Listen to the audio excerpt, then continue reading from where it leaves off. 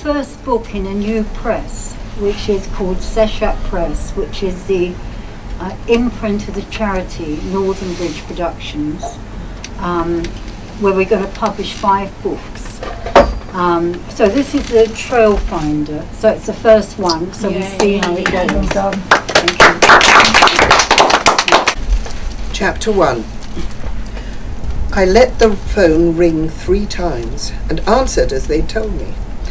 Welcome to the Fate Line. My name is Isis. I added something else because I didn't feel I'd come across well enough, and my name was crazy. I said, have you been online before? She laughed. Hasn't everybody? She was elegant, and the voice belonged in nice places. My hand actually shook as I cut a pack of tarot cards into 3. My other held the receiver to my ear. I was grateful the woman couldn't see me. The setting of cards in front of me meant nothing, and I was impatient for some sign, some word. Into my mind arrived the image of sheep, grey, fluffy creatures, and I drew them on the paper as though I'd got to get rid of them. I should be getting love, work, money. I got sheep. How much was my subconscious mind going to screw me up? I needed this job. What were the words they told me to follow? Attune to the person's voice and see what comes into your mind. I looked again at the cards, and my betraying mouth said sheep. I was a loser, of course. How else had I ended up on this line? Another hour ticked by noisily on the big phased clock, and when the phone did ring, I jumped to pick it up, hands all over it, as though trying to catch an escaping pet.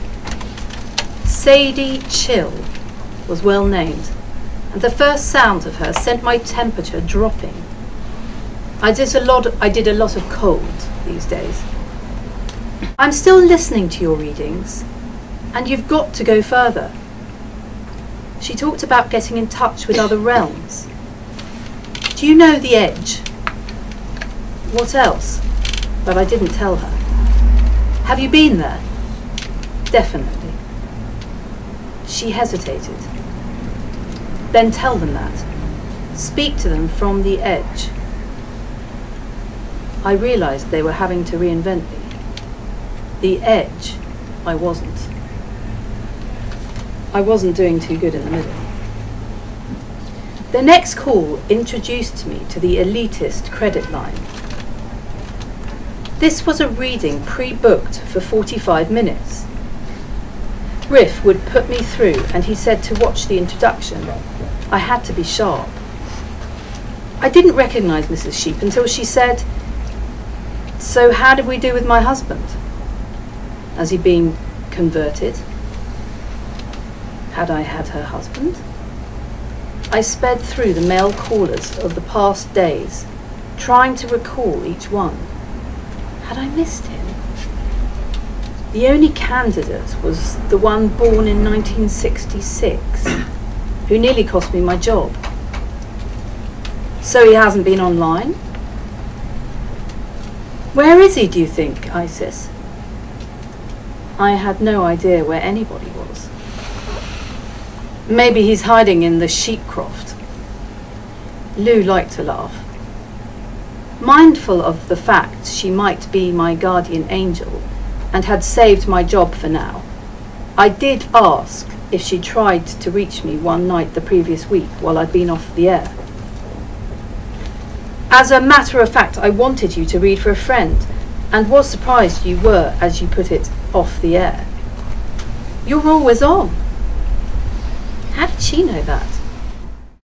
I mean, it is a booming industry. You know, the psychic nighttime industry is quite a huge business now. And I mean, it started a few years ago with 4 people in a room in Bloomsbury with telephones, and people would ring in. They would rely on advertising, and people would ring in, and then they'd